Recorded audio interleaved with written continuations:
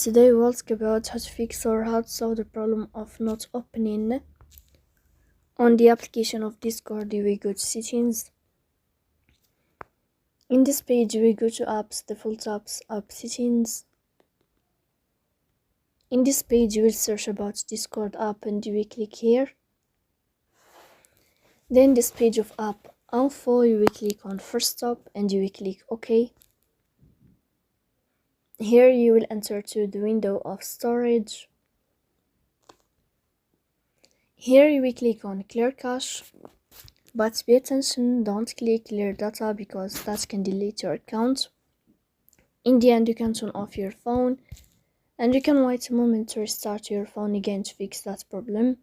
So please don't forget to support us by like and subscribe.